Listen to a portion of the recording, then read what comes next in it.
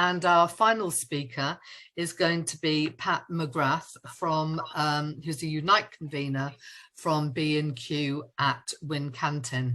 So hopefully, Pat, you can unmute and you've got your 7 minutes. Okay, thank you everybody. I'm Pat McGrath. I'm from the B&Q contract workshop. We're third party with Wincanton and we work on B&Q. So our strike started in November last year, carried on for 11 weeks, and we've got a very diverse workforce, demographically wise, the young and old, male and female, but we've got about a 40% membership of female members. We've got 7 or 9 where English is not the first spoken language. So, yeah, we weren't some old male dominant closed shop. We're very diverse. So the first time in the history of the site was a greenfield site in 2005. We had to take strike action. A company boasting record profits paid hefty dividends to shareholders. They increased shareholder dividends by 40% and offering under inflationary pay offers. So we balloted. We have 3 stages or 4 stages. We have to go through ACAS first, and then we got the mandate for strike action. So we had 89% of the workforce who balloted for strike action.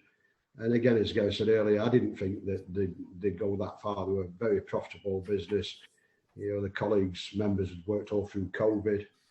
And again, the start of COVID, as you all know, we all experienced it, that convincing as members that picking plant pots at the start of COVID, they didn't know the universe were going to be wiped out through the airborne virus. It was hard work, but the reward from the company was to offer them an under-inflationary pay rise. So we had 11 cold weeks out on the picket line, but we kept it. We kept it joyful. We're on the site's built on an ex-mine, Manton Colliery. You know, they'd experienced disputes in 1984, brutality of the police at that time, and the local residents were behind us, were well behaved to a certain extent. We're in the boundaries of very restrictive. I mean, a picketed code of conduct could only be written by some right-wing politician many years ago in Margaret Thatcher's era. You know, telling us we could only have 6 on a picket line. We had hundreds. We made it joyful. We made it joyful. You know, the predominantly females who had caring responsibilities used to take the kids to school, come down. We had the local community fetching us hot drinks, sausage rolls, biscuits, and yeah, for 10 weeks we didn't even speak to the company. Yeah, I classed it as a lockout, and I knew it was hurting. Yeah, I'd done my homework. Yeah, I knew the costs it costed them to divert stock to other sites. What I forgot to say, you know, there's 5 different sites or distribution centres across the network for B&Q. We were standalone. Others had all accepted below inflation pay rises, but not on our watch. Not on our watch. We stood strong. The company had a belief that we'd all run back to work, and we wouldn't last very long. So the feedback I was having from insiders, it were hurting them. I went into stores, I seen the lack of stock. But the biggest cost for them, you know, demurrage container.